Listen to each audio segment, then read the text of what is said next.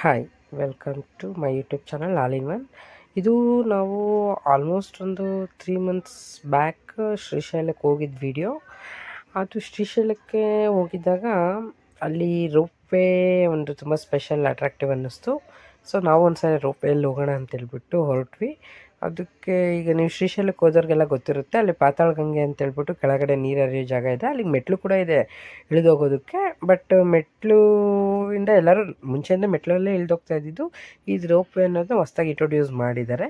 ಈ ರೋಪ್ವೇಗೆ per head 20 ರುಪೀಸನ್ನು charge ಮಾಡ್ತಾರೆ ಅವರು, ಅಂದರೆ ಹೋಗ್ತಾ ಬರ್ತಾ ಎರಡೂ ಸೇರಿಬಿಟ್ಟು.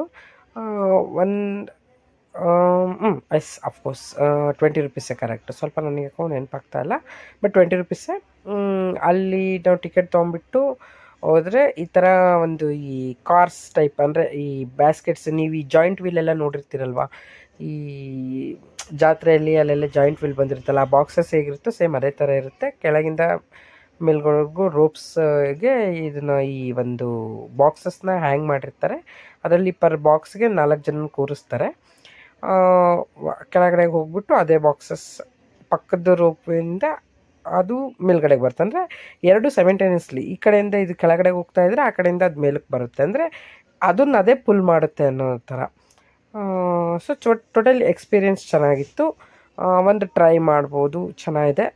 ಇದೇನು ಅಡ್ವೆಂಚರಸ್ ಅಂತ ಅಲ್ಲ, ಬಟ್ ಸ್ವಲ್ಪ ಭಯ ಆಗೋದಂತೂ ನಿಜ. ಅದು ಹೋಗುವಾಗ ಆ ಮೇಲ್ಗಡೆಯಿಂದ ನೋಡಿದಾಗ ಅಂದರೆ ಭಯ ಅನಿಸುತ್ತೆ, ಅಯ್ಯೋ ಕಟ್ಟಾಗ್ಬಿಟ್ರೆ ಹೇಗೆ, ಬಿದ್ದೋಗ್ಬಿಟ್ರೆ ಹೇಗೆ ಅಂತ ಸ್ವಲ್ಪ ಭಯ ಅನಿಸುತ್ತೆ. ಸೇಫ್ಟಿ ವೈಸು ಅಷ್ಟೊಂದರಲ್ಲಿ ಸೇಫಾಗೇ ಇದೆ, ಬಾಕ್ಸಸ್ಸು ಅದೆಲ್ಲ ಸೇಫೇ ಇದೆ, ಬಟ್ ಆದರೂ ಏನೋ ಒಂಥರ ಭಯ ಅನಿಸುತ್ತೆ. ಎನಿವೇ, ಯಾರು ನೆಕ್ಸ್ಟ್ ಟೈಮ್ ಶ್ರೀಶೈಲಕ್ಕೆ ಹೋದರೆ ಜಸ್ಟ್ ಒನ್ಸ್ ಟ್ರೈ ಮಾಡಿ. Thanks for watching.